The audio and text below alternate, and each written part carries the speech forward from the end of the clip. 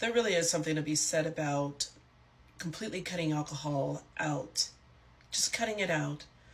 And as someone that's been consumed by the spirit of alcohol for over 20 years, and in my 20s, literally living days upon days and hours upon hours of not knowing when was the last time that I didn't have a drink, and then developing kidney stones and smoking 50 packs of cigarettes, and then eventually ending up in the ER and quitting the heavier cigarettes for the light ones, in order to keep it going, and then trying to convince myself that, maybe I could moderate things. And while I was mostly a beer drinker because the gastritis was something else, it's just crazy, like looking back at what was really going on with my body. Like I was like in dire straits when I looked at my eyebrows like 5 months ago, and I realized that I must have had some sort of deficiencies. Hormones were out of whack. I had brain fog, and I don't even know how I functioned like that because, especially when that time of the month comes, like I already am kind of walking in the clouds, and I'm 40 ways to crazy. But I mean, like I was functioning like that, but I was kind of a little bit of the dragon lady, but I didn't realize I was a little bit of kind of the dragon lady when I was doing what I was doing.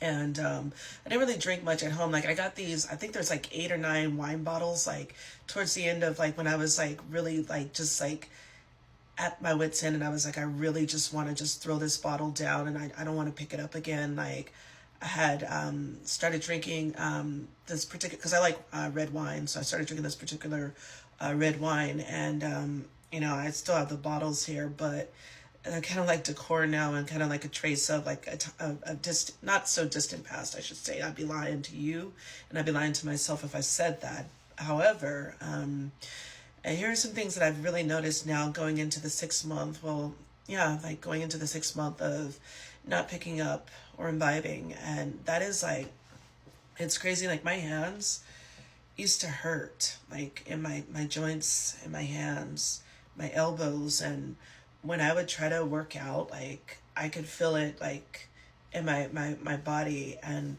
it was like counterproductive because I wasn't able to really get quality sleep. And sometimes I would, especially when I started working this earlier schedule, I would get up and my sinuses, my head was just all stuffy. I just did not feel good. My stomach always felt sour and just backed up. I had anxiety. Like sometimes like I just like my brain would like it would literally just like work against me. I would have like these like weird in between sort of thought processes. And one time I called the police because I thought somebody stole my car, but this was years ago when I was younger, so I should have known it was a problem then. But I forgot that I had parked it in a woman's parking garage, and I had walked out because she had gone to school. I was such a bum back then. No, I'm just kidding. I'm gonna be so hard on my 20-something-year-old self. And I forgot that I left my car down there. You know how embarrassing it was having to call the police department back and tell them that I found my car and that I forgot that I had parked it somewhere, and like I was freaking out because I thought, because my school books were in there. I'm so glad that I don't have to do that anymore.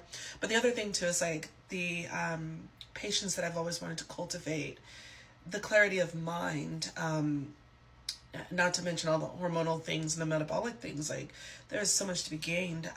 My body didn't particularly process alcohol very well to begin with, and so I'm just so glad to have walked away from that. And then it was like a kind of like a I had like, it was like a weird sort of throuple. It was me, myself, booze, and tobacco.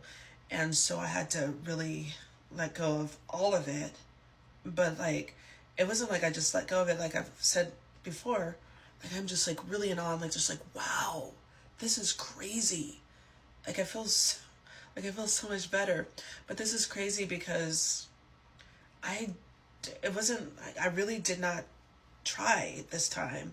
And I remember this year, like July 4th, this is crazy. I don't know if I told you guys this, but I was supposed to go hang out. No, actually, no, I wasn't, but I was just feeling a little restless in my spirit, and I had a date that I wasn't really all that excited about. So we met at, I guess, like a little threshold kind of place, like a sushi spot that had reasonable prices. And this lady was a whole bag of lies. Like, come to find out, she had just literally stopped drinking yesterday. Divorce was like 3 hours hot, you know, and she never learned her lesson. And she was already like on the apps again, like looking to meet somebody else. And like, oh my God, I shook my whole ass because like, one thing you'll learn about me is if I'm not particularly like invested in the situation, I don't have anything to hide.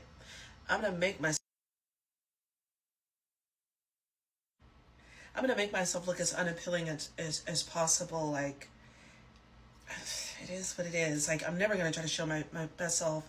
But I remember I'm like, I got there before she did, and like I'm sitting there, and she walks in. Like, I picked this one table because she said she was like a few minutes behind, and I look at her and I was like, I don't know if she noticed that I did this, but I immediately switched the table.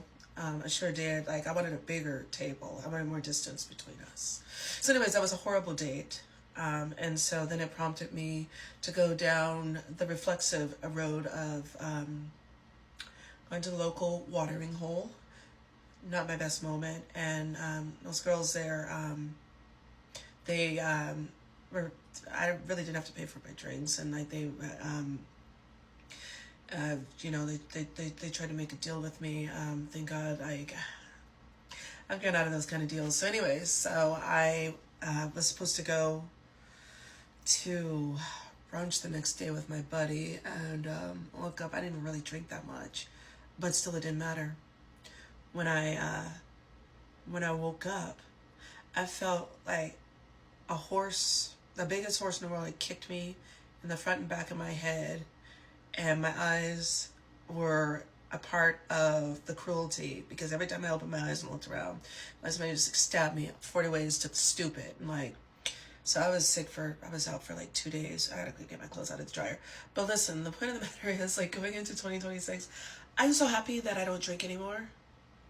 And I don't smoke cigarettes anymore, or vapes, or anything that you light up and you spark and you stoke and you smoke. Oh, and another thing too that I'm so grateful for moving into 2026. I've gotten rid of that batch of women that were not good for me, that I needed to just open the door and fly out for some years now. Bye-bye. But I'm really excited about 2026.